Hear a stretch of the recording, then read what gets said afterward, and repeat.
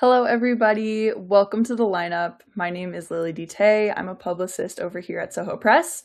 It's so nice to see so many of you familiar names again. Thank you for coming back. And if this is your first time joining us, this is an event series where we highlight Soho crime authors, put them in conversation with other speakers, members of the community, passionate readers, and talk about their upcoming books. Today, we have a preview event with Robyn Gigl. But before we get into that, I have a few housekeeping things to talk about before we get into the book. So first of all, our next event is going to be the Summer of the Heist event, and that will feature Gary Phillips and Kevin Jaggernoth. They'll be discussing their new heist novels, and that's going to take place on August 5th at 12 p.m. Central, 1 p.m. Eastern Time. We'll have information for that up on the website very soon. And by attending a lineup event, you're always entered to win a Mystery to Me gift card. So just by registering and staying to the end, you will be entered. We'll randomly draw and we'll announce those winners at the very end. So make sure you stick around. And then we couldn't do this event series without the help of Mystery to Me, which is based in Madison, Wisconsin. So at the very bottom of your screen, there's going to pop up a little buy books button. If you fall in love with Robyn's book, like I think you will, you can purchase it directly from Mystery to Me, which really helps us keep the series going, helps Mystery to Me continue to be a community pillar in Madison. And that's a great way to support our author as well. Finally, we're going to do a Q&A at the end of this event. So if at any time you have a question for Bernie or Robyn, you can put them in the chat feature, or there's a little Q&A button on the right side of your screen directly underneath the chat feature. At any point during the event, put your questions in there, and we'll field as many of those as we can at the end. Without further ado, I am so pleased to introduce our moderator today. Bernie Wagenblast's voice was first heard by folks in the New York tri-state area in 1979 when she made her debut on New York radio as a traffic reporter. Since 2009, her voice is heard daily by millions of riders on the New York City subway. She is also the voice of the air train at Newark Liberty International Airport and on Patco in South Jersey and Philadelphia. At the start of 2023, Bernie came out as a transgender woman and has used her platform to raise trans visibility. More recently, she was asked by Lin-Manuel Miranda to serve as the voice of the train conductor on the Warriors album. She was one of the grand marshals of the 2026 New York City Pride March. Bernie, thank you so much for being here with us. Thank you so much, Lily. It is wonderful to be here. We're so happy to have you. And then the reason for the season, Robyn Gigl is the author of the critically acclaimed Aaron McCabe legal thrillers, which include Survivor's Guilt, named one of the 100 best mystery thriller books of all time by Time magazine, and winner of the Joseph Hansen Award for LGBTQ+ crime writing. By Way of Sorrow, a Crime Reads Best Novel of the Year, Remain Silent, a Joseph Hansen Award nominee, and Nothing But the Truth, selected as one of the best crime novels of 2024 by the New York Times. Robyn practices law by day and writes novels at night. Fortunately, she has a very boring social life. Her new novel, All We Hide, which we're celebrating today, is out with Soho Crime on August 4th. Robyn, thank you so much for talking to us about your book. Thank you for being here. I'm going to hide away now. I can't wait to hear. No, Lily, thank you so much. It's such a pleasure to be here, and I'm working on the album. Hopefully that'll Please, yes, All We Hide the album. Can't wait. Thanks both. Well, Robyn, it is so good to see you, even if it's only on the screen, but always good to talk with you about what you are up to. And obviously what you are up to, since I did get an advance copy, is All We Hide. And I loved reading it. We were mentioning before we went live that your previous books I had listened to. This was the first one I actually sat down and read the paper version of it. And it was absolutely wonderful. I really enjoyed it. Oh, thank you so much, Bernie. And it's always a pleasure to be with you. We've known each other for a while now, and it's always good to get together. Indeed. Well, I guess the best place to start, I have no idea how many of the people who are joining us today are familiar with your previous books, but this one is a bit different. Tell us a bit about this book, if you would, please. Introduce us to it. Sure. So All We Hide takes place in October, November of 2022 in a state that is unnamed, in a county called Don County, which is very red, in a very red state. And it features as the protagonist a lieutenant who is a detective in the Don County District Attorney's Office, who also happens to be a trans woman. We learn that Lauren Kelly, who is the protagonist, has been in law enforcement for over 20 years. And about 11 of those have been at the Don County District Attorney's Office, where she was when she transitioned. And as a result of her transition, she's kind of shut it off to the side and hope people her superiors are hoping that she's going to resign or retire or whatever. And you know, she needs to get in 25 years to get her pension. So Lauren isn't going anywhere. And when the book opened, she's just been promoted to lieutenant as a result of a threatened lawsuit because of a Supreme Court case called Bostock versus Clayton County that says you can't deny promotions or hiring to people based on their sexual orientation or gender identity. So she's been promoted, but they really want to isolate her now. And so they put her in a cold case unit where she's the only person there.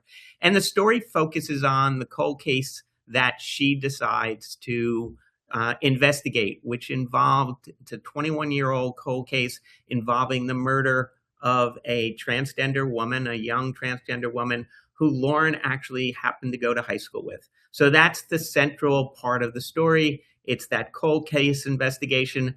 There's another element that comes in, but if I talk too much about that, it's kind of a spoiler.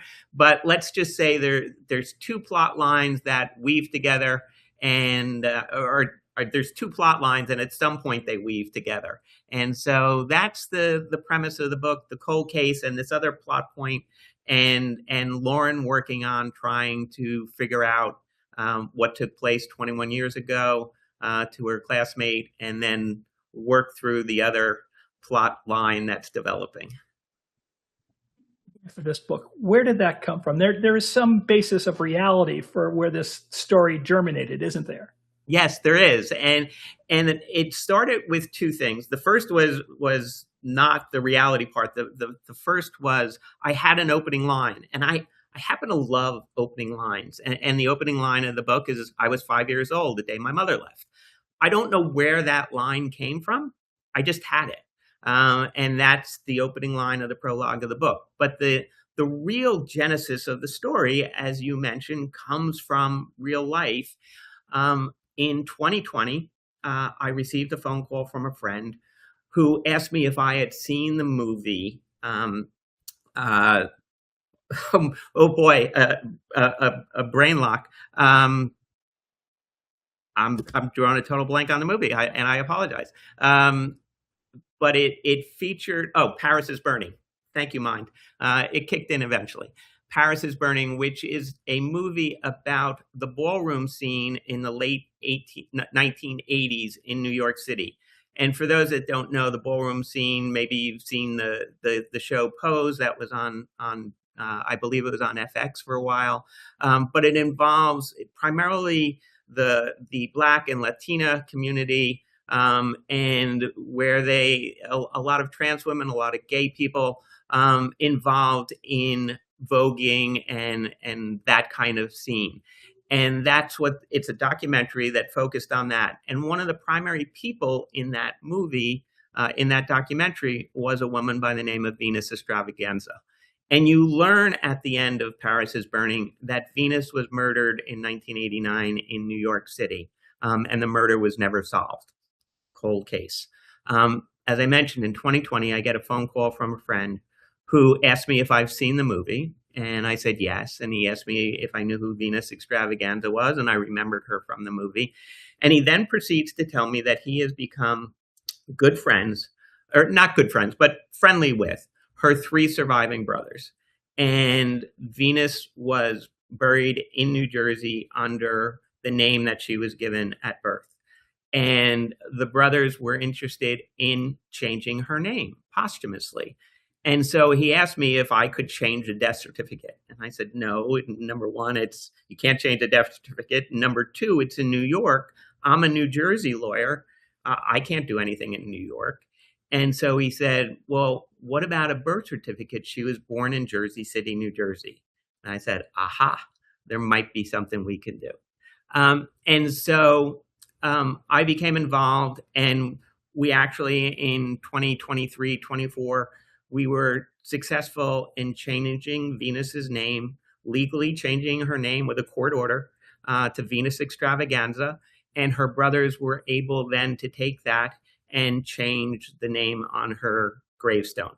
And so that's, I got to know Venus through researching, getting to know her better, talking to her brothers. And there's a movie that was made of this whole thing called I'm Your Venus that I don't know if you can still get it on Netflix, but it was on Netflix for quite some time.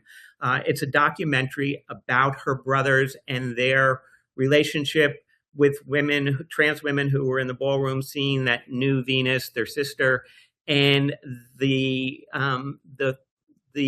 rapprochement that takes place, because her brothers weren't always very kind to Venus when she was alive. They didn't understand it. It was the 1980s. People didn't really know trans folks at the time. So it's a wonderful movie that I highly recommend. And even though I was one of the lawyers that changed Venus's name, I'm not in the movie because every time they wanted to film me, I had COVID. But I am very proud of the work that I did on that. And as I said, I developed this kind of kinship with Venus that's hard to explain. And that was the genesis of the cold case that became All We Hide. Wow, that's pretty amazing how that happened.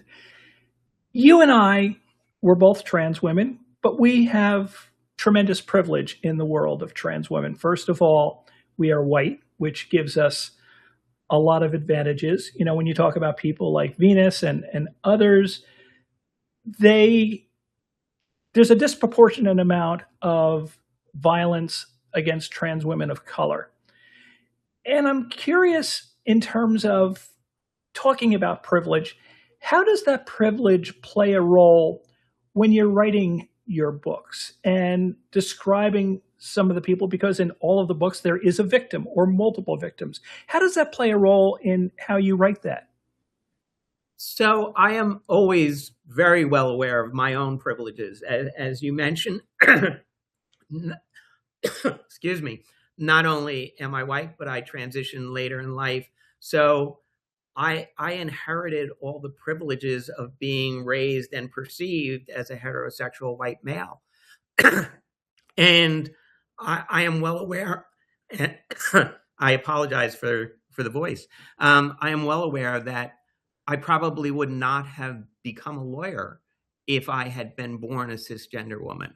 I realize that in my own legal career, I've had benefits that cisgender women wouldn't have had because of who I was perceived to be. So I am always well aware of that. And that does factor into my writing.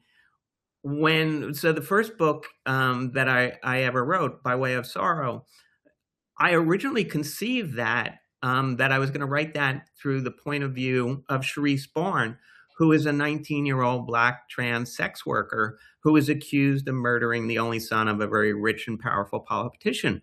But I quickly realized that I couldn't do that.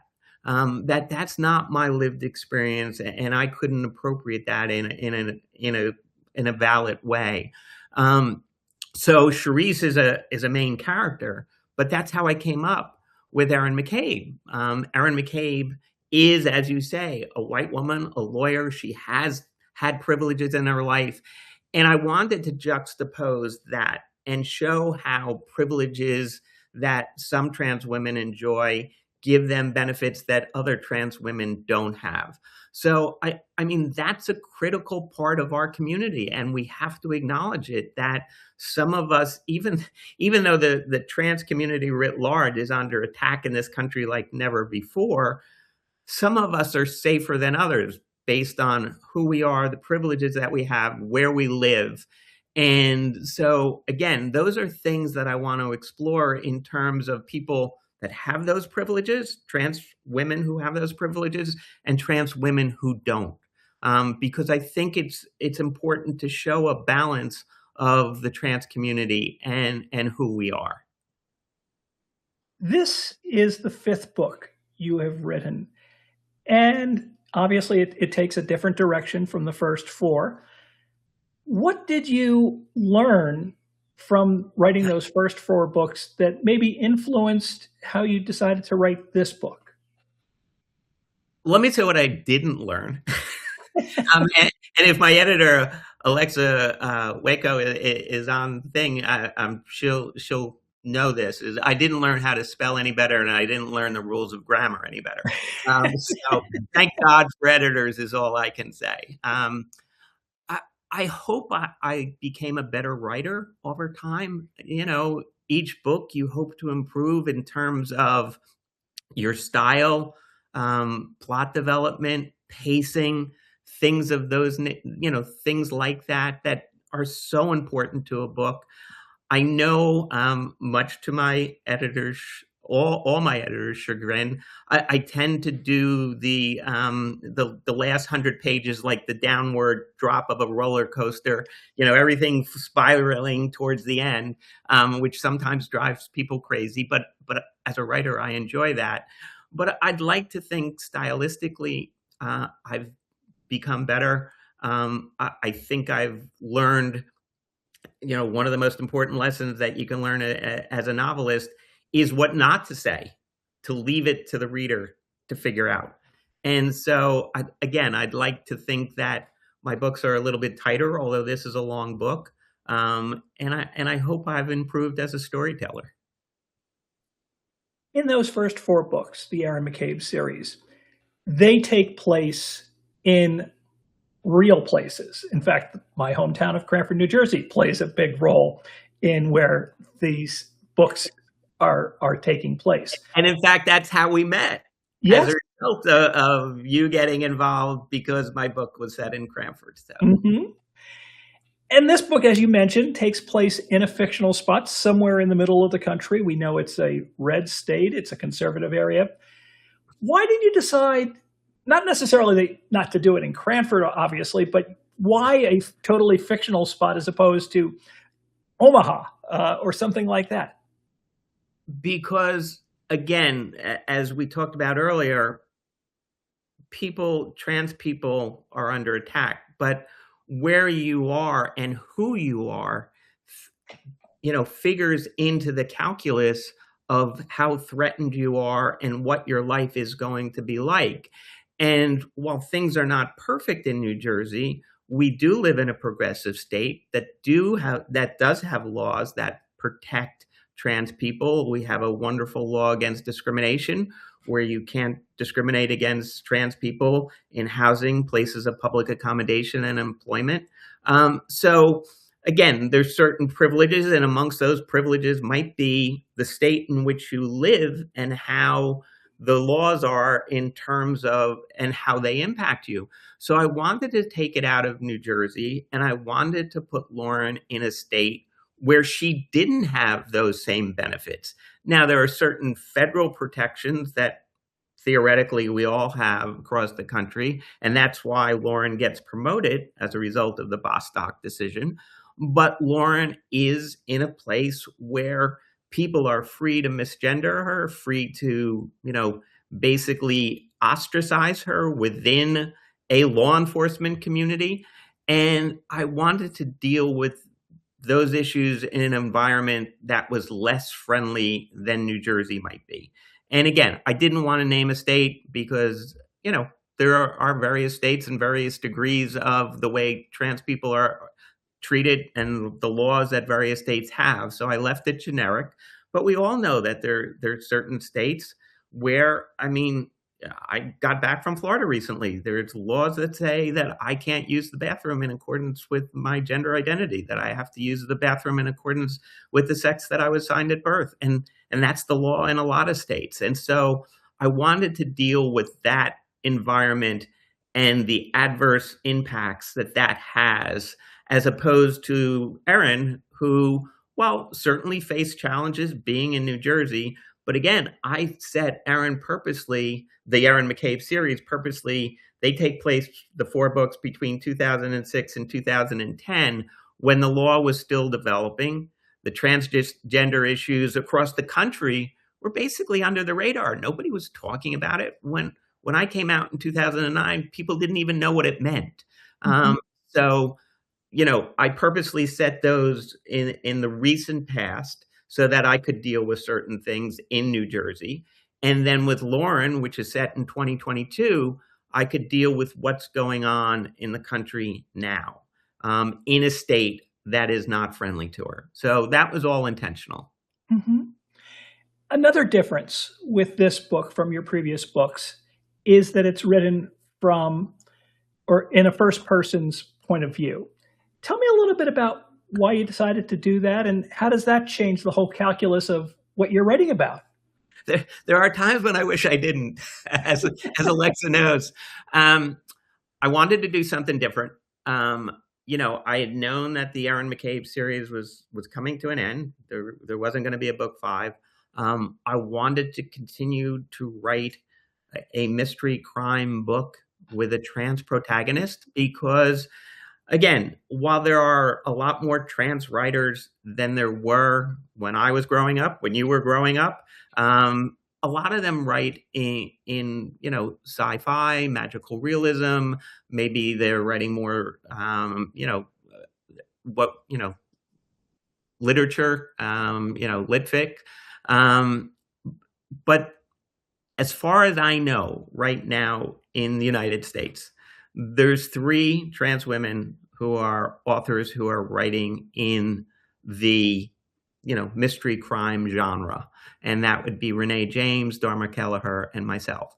So, and I know, we'll probably get to it in another question, but one of the things that's important to me is to provide that representation, by writing trans characters that are relatable, that are human, so that not only, will cisgender people see it and go, "Oh, okay, that seems normal," but for other trans, non-binary, LGBTQ folks generally, will read it and feel like they have representation. So I wanted to continue to write in the genre. I wanted to continue to have a trans protagonist, but I knew I had to distinguish it from Erin. It couldn't be another lawyer. It couldn't be in New Jersey. And I decided I had never written first person point of view. And I decided, this would change the calculus again. It would make it somewhat different. And so that's how Lauren became first person point of view. Um, it's it's very different.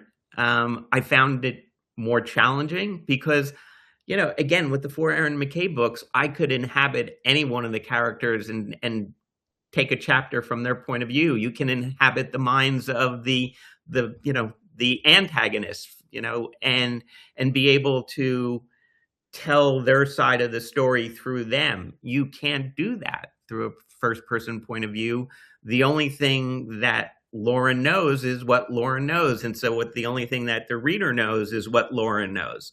And so, again, thank you to my editor. You have to be more interior in terms of exploring your character from inside their head and what they're seeing and feeling.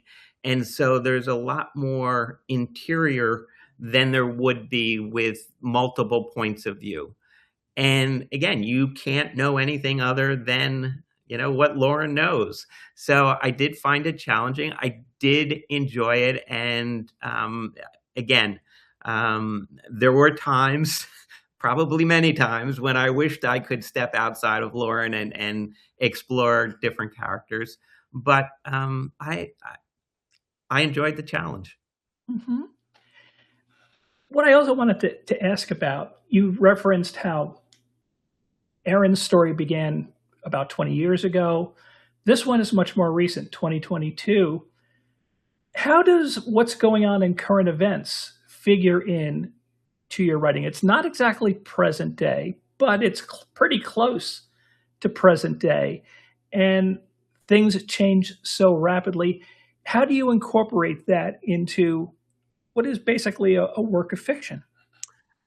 As I mentioned with the Aaron McCabe series, I had purposely said it in the past so that I could deal with issues basically in New Jersey before we had laws that protected us, and before or while they were developing, and while people, didn't have trans issues, front and center on the radar. Um, with Lauren, I wanted to deal with what's happening now because the landscape has changed so much across the country. And again, as I am one of the few people, trans women, writing in the genre, I think it's important to talk about those issues and not be preachy, not be pedantic about it, just, put them in the context of a real person's lived experience and what their life is like because of what's going on in the country, because of the hatred that is being directed towards the trans community.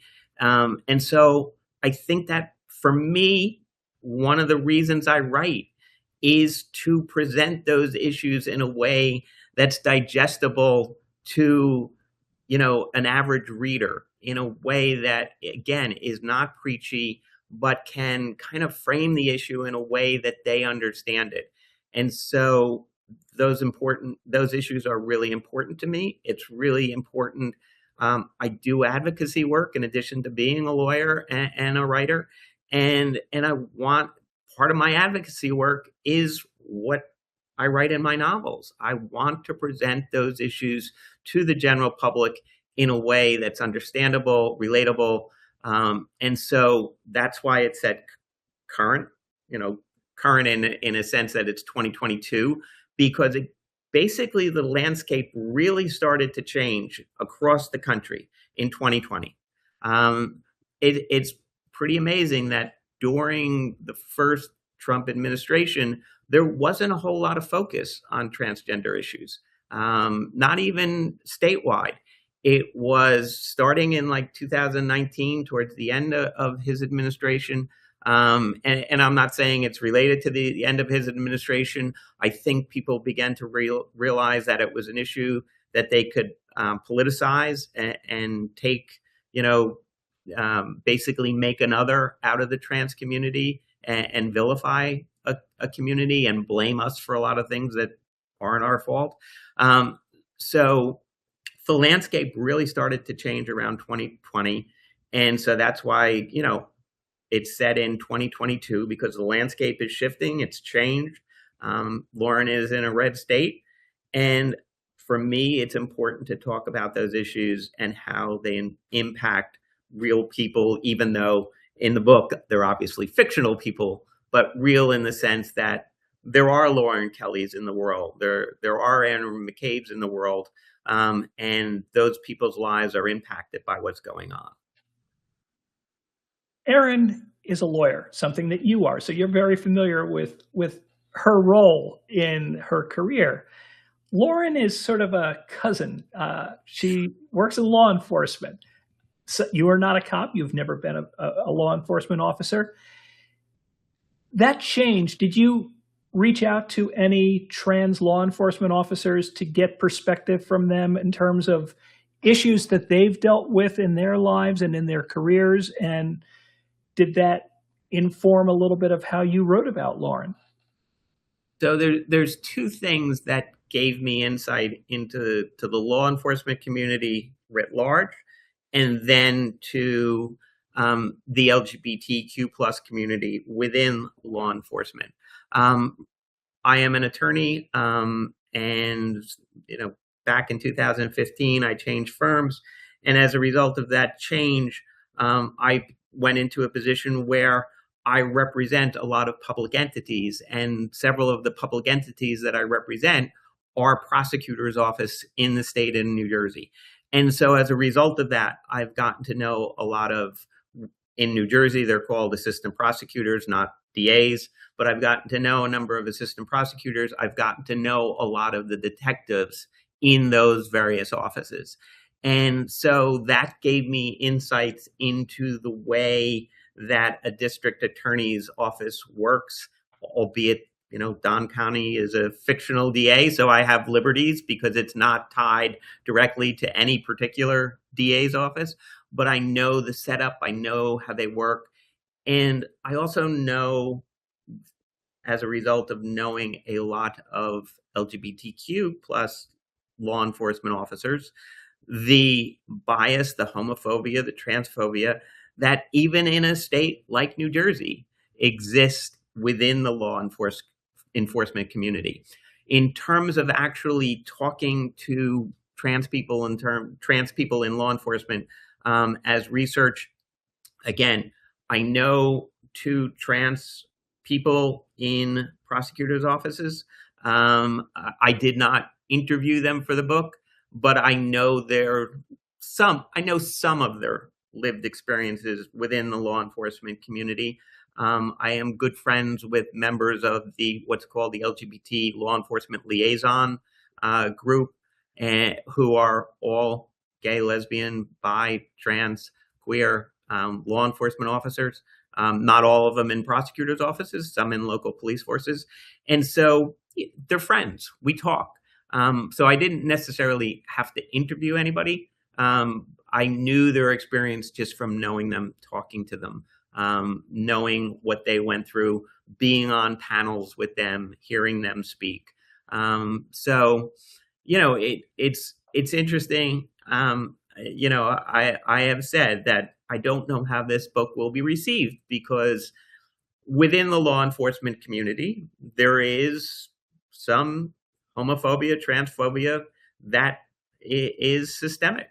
And then within the LGBTQ plus community, there is people who don't trust the law enforcement community with good cause, because they have not been treated well by law enforcement. So to do a trans protagonist who's a member of law enforcement, I might have alienated everybody from wanting to read the book. I mean, nobody who's in the LGBT community is going to want to identify with Lauren because she's a cop, and the cops aren't going to identify with her because she's trans. So I don't know how it's going to be received, but I figured, why not make everybody angry at me? Yeah, and within that, when Aaron was a criminal defense lawyer, which has an antagonistic relationship often with law enforcement because they're usually on the prosecution side. So she's defending somebody that they want to convict. Whereas here you've got a law enforcement officer and there's a little bit of lawyer stuff, but not a lot. Does that change a little bit of how you approach this? Because now people who were antagonists in your previous books now are up on the other side of the fence. Yeah, this is a straight police procedural. I mean, it is not a legal thriller. The Aaron McKay books were legal thrillers. As you said, Aaron was a lawyer, a lot of courtroom stuff, the cross-examination. And I have been a criminal defense lawyer. So again, write what you know, that was second nature to me when I was doing the Aaron McKay books. And as you said earlier, I don't have a law enforcement background. But again, as a result of representing those people and those offices, I know how they work. I have, both as a criminal defense lawyer and then as a civil attorney representing various people, I know how investigations are developed. I've seen plenty of reports, been involved in enough cases that I know how a case is developed and how what investigative techniques are used. So, I mean, look, I hope I got it right. I had several beta readers who are in the law enforcement community read it for me to make sure that I was getting it right. And they told me I was. So I take comfort in that. I think we all, if we're citizens, we want crime solved. We don't want people to get away. In this case, we don't want people to get away with murder, literally. We want to find out who perpetrated the crime. So I think there's that natural human tendency to want law enforcement to succeed when they want to do something, and that applies to me. It applies to me, as a citizen. And so while yes, as an attorney, as a criminal defense attorney, my job, my ethical obligation is to my client.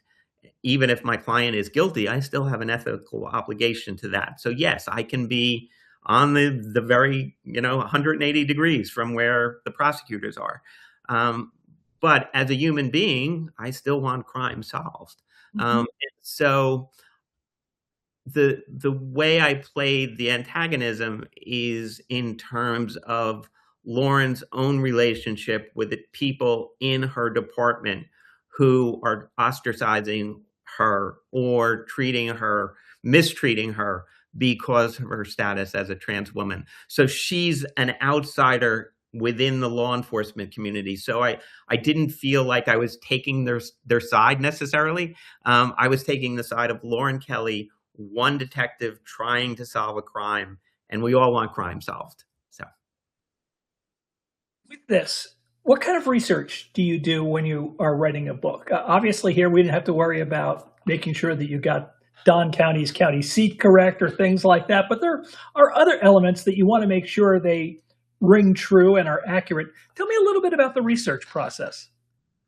again, for the Aaron McCabe books, the research process was living life as a lawyer, as a trans woman, as a criminal defense attorney, and being in New Jersey and practicing law in New Jersey now for 49 years. So that was my research for the Aaron McCabe series. For this, as I said, it really is primarily just being involved with prosecutors' offices, that going back to that criminal defense experience in knowing how an investigation is put together, because now I'm seeing it from the other side. And then knowing and talking and being friends with members of the law enforcement community, and talking to them about how things work, and how an investigation is conducted and what they're looking for and things of that nature. And again, there's all kinds of things that you can find online these days in terms of make and models of weapons, and all those kinds of little technical details, that sometimes you go down a rabbit hole that you don't need to go down in terms of your research, and you find yourself researching things that will never make it into the book. But just fun things to learn as you go along. But I mean, that's primarily it.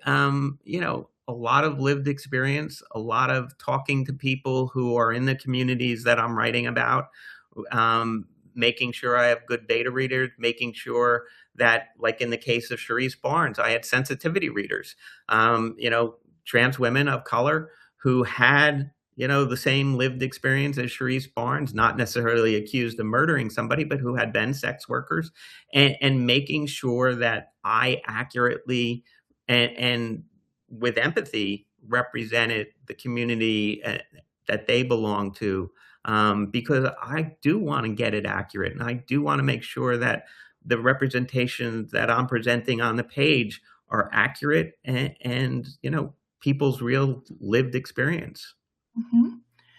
This is sort of just a little nugget, but in the Aaron McCabe series, Aaron's law partner, Dwayne Swisher, worked for the FBI. Here, the FBI plays a little bit of a role with somebody's career. Any particular reason the FBI is in all the books? The answer is no. I mean, it wasn't like, oh, I want to make so and so in this book, in All We Hide. There's a character who is leaving the DA's office to go to work for the FBI, and so it's as you said, a very small part. I think, and again, I want to be careful about my politics here. So I mean, I'm not trying to turn anybody off, but I think up until 2024, most people had respect for the FBI in terms of the job that they did. Yet, in terms of Dwayne, as for people who haven't read the book, Dwayne leaves the FBI because he's basically forced out because he's made a scapegoat because he's a black man. And so again, law enforcement can not only be homophobic and transphobic, it can be racist. So, that was something that, again, was purposeful in terms of Dwayne's character, that even in an organization like the FBI, racism exists, and you can be forced out because you're a person of color. In this case, it was just, again, it's taking place in 2022, so it's the Biden administration. The FBI is still considered a good career move, and the detective in question is a woman of color, and just like Lauren is facing the transphobia within the law enforcement community, the character who is leaving to go to the FBI is facing racism and sexism, misogyny within the law enforcement community. Again, things that really exist, especially on the local level. Now, I mean, maybe 2026, where we are now, she wouldn't be doing well in the FBI. But that's why, again, I wanted to highlight the flaws within the law enforcement community. I am not necessarily attacking the law enforcement community. I don't believe in defund the police. I believe we need police. Can they be better? Can they do better? Yes. And one of the things that they can do better with is in terms of their relationships to minority communities, people of color, the LGBTQ plus community, people with, mental issues, they can do a lot better. And so I wanted to highlight those failings. And one way to do it is to have them, in Dwayne's case, leave the FBI because of racism. In the other character's case, to go to the FBI because of internal racism and misogyny. Before we open it up to the audience for questions they may have, I wanted to ask you a final question about what do you hope readers of this book come away with? Is it simply, I hope that they enjoyed it and tell their friends about it? Or is there something deeper that you would like at least some of the readers to come away with? I suspect you know the answer to that, Bernie. I want, just like with Aaron McCabe, I wanted anyone who liked a legal thriller, whether that be John Grisham, Scott Turow, Lisa Scottolini, I wanted them to like my book. So it was a legal thriller first and foremost. With this one, it's written for anybody who likes police procedurals. A ton of French fans hopefully will say, "Oh, a police procedural. Let me read this." So yes, I want to write for a general audience who enjoys those kind of books. But and I've said this before, I mean, I have the song "A Spoonful of Sugar" circling through my head when I write. I want to give people what they want. I want to give them that spoonful of sugar, police procedural.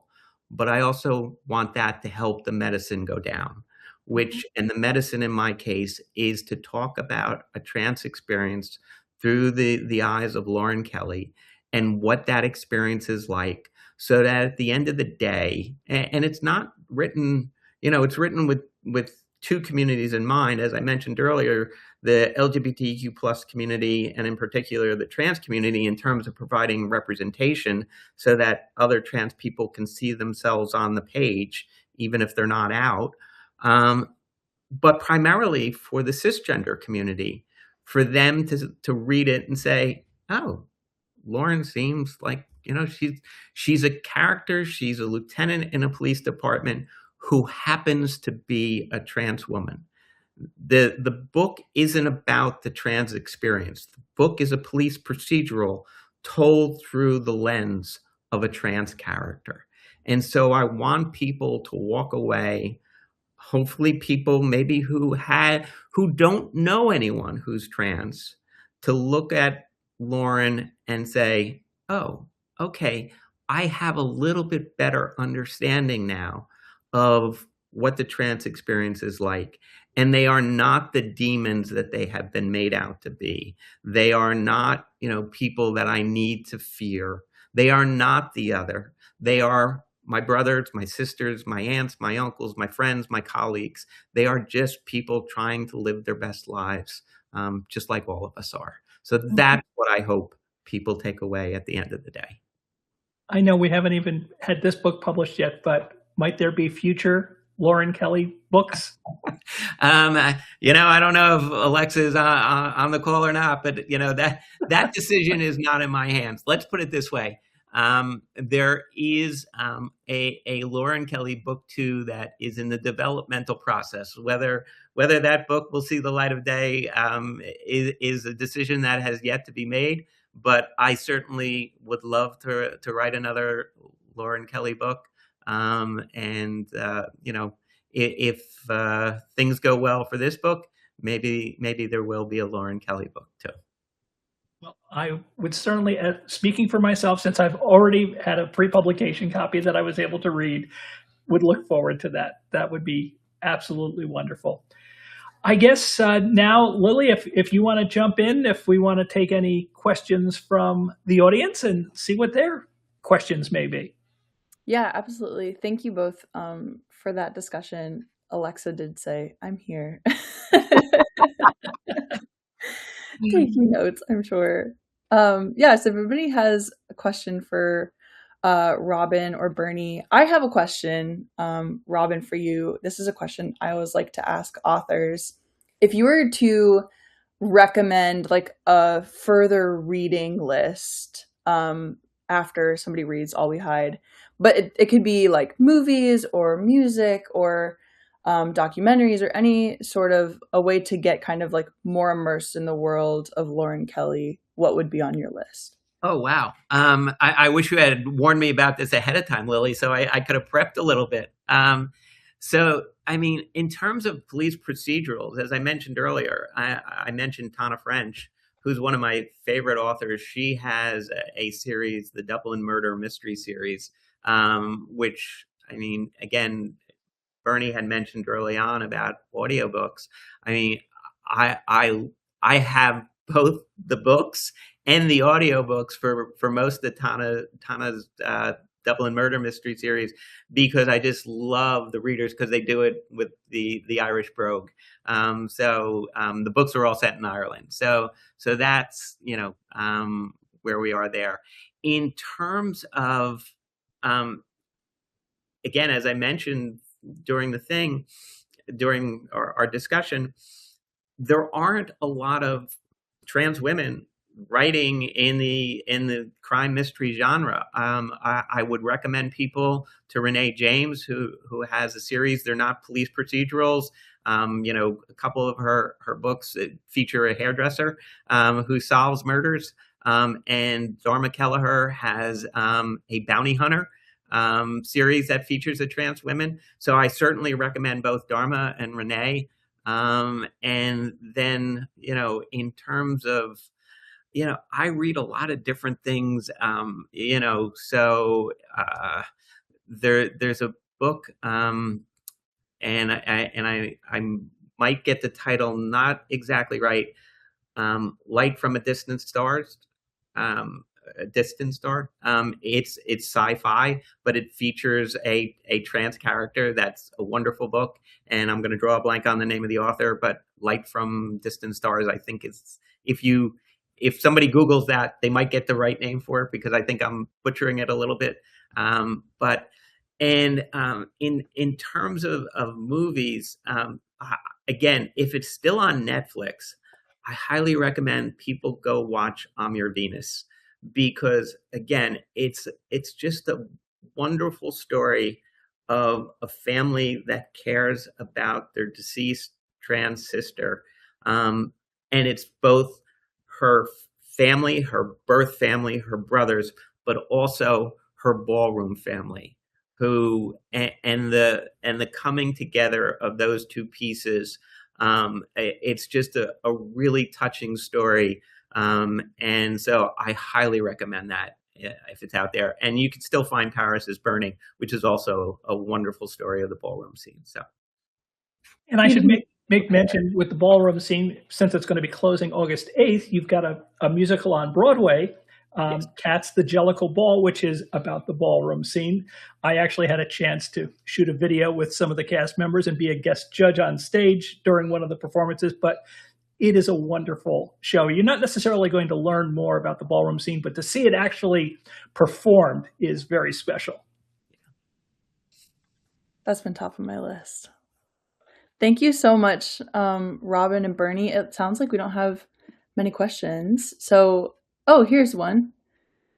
From Jolie. Were there any real life cold cases that you referenced for Sherry Darling's murder? No, other than knowing some of the facts of Venus's case. The answer is no. I would say that one of the things that Alexa did, and I have said this to her face, so I'm going to say it online, and I want to thank her for it to everybody who's listening. In the first draft, Sherry, it's a 21-year-old cold case, so Sherry has been dead for 21 years. And in one of her developmental edits, and Alexa said to me, "I don't know Sherry. I need to know Sherry, and you need to find a way to bring her to life." And so the method I came up for doing that was that Sherry had appeared on a Jerry Springer-like show, a afternoon TV talk show where they featured 3 trans women. And then you can find that on YouTube, which you can. You can find a lot of, for people, the old Jerry Springer shows, and there were a few others. Sarah Jessica Raphael, I think. Yeah. You can find those on YouTube these days. And so Lauren, in terms of her investigation, starts looking at those, and that allowed me to bring Sherry to life, because you get to hear her voice through those shows. But in terms of actual cold cases and how things went down in terms of how Sherry was murdered, no, that was all fiction. I made it up as I went along, because basically, I don't want to take anybody else's story, number one. And number two, I knew who the murderer was. And so it was a unique story in and of itself. So I did not use anybody else's story. That's great. That's a great answer to a great question. Thank you both so much for this. All We Hide comes out on August 4th, which is just around the corner. And again, you can pre-order the book with this little green button here at the bottom. Do you guys have any parting words before I read the gift card winners? No, I want to thank Soho for number one, publishing my book, but number two, for doing this preview, and Bernie for being such a great moderator and asking great questions. It's been an absolute pleasure to be here, and thank you to everyone who attended.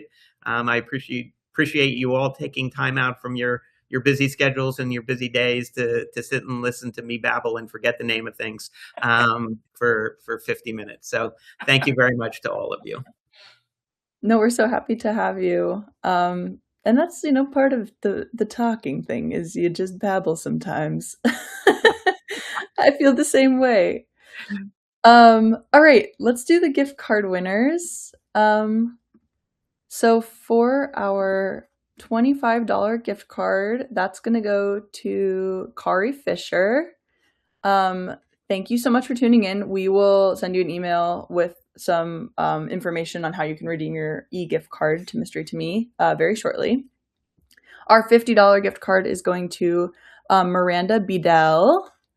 Congratulations, Miranda. And then our $75 gift card is going to Jolie Hanlon. Thank you all so much. Thank you for tuning in again. We had a lot of folks who come in. I have one more question. Robyn, do you have time for one more question from Diane? Yes. Have you found any cops who are allies to work off of in your characters? The answer is yes, but not trans cops. I don't. I mean, as I said earlier in response to one of Bernie's questions, I do know several trans detectives within a prosecutor's office. But they are not, I've spoken to them, I know them, but they are not close personal friends. But I do have a number of gay and lesbian law enforcement officers that I know who have become friends as a result of my advocacy, their advocacy on behalf of the law enforcement community.